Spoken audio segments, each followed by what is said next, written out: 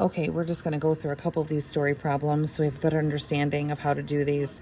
Mr. Clark takes 59 photos with a camera. He takes 34 fewer than Mr. Watts. How many photos does Mr. Watts take?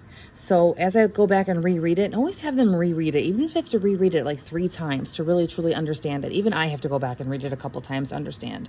So it's a good strategy to practice. Mr. Clark takes 59 photos with his camera. He takes 34 fewer photos than Mr. Watts. How many photos does Mr. Watts take? So I already know that 59 is going to be a part of the photos and 34 fewer is the other part. I need to find out the whole.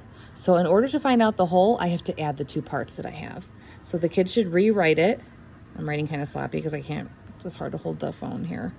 I'm going to write 59 plus 34. I tell them to go ahead and write it again over here, vertical, so that they can see how to add it. Okay, so 9 plus 4 is 13. I'm going to put my 1 in the tens place, or my 10 in the tens place, I should say.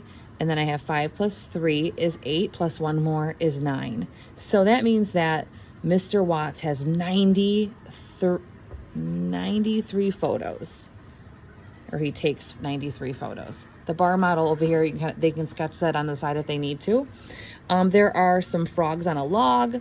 Then 14 frogs hop onto the log. Now there are 29 frogs on the log. How many frogs are on the log to start? Again, I'm going to reread it. There are some frogs on the log. Then 14 frogs hop onto the log. Now there's 29. So if I draw my bar model again, which is going to be kind of messy because I can't move my hand very good this way. Okay, I don't know how many he started with. It just says some. Then there were 14 on the log. Then 14 frogs hop onto the log. Now there are 29. So I know that there were some, then 14 hopped on, and then there were 29.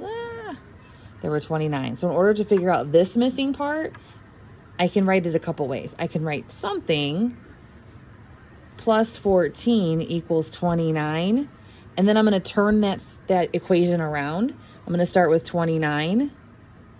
And I'm going to take away 14 to find out this missing part. 29 minus 14. 9 minus 4 is 5. 2 minus 1 is 1. There are 15 frogs on the log to start. And that's kind of how we use the bar model to set up the equations and to rearrange the equation if we have to. Hope that helps.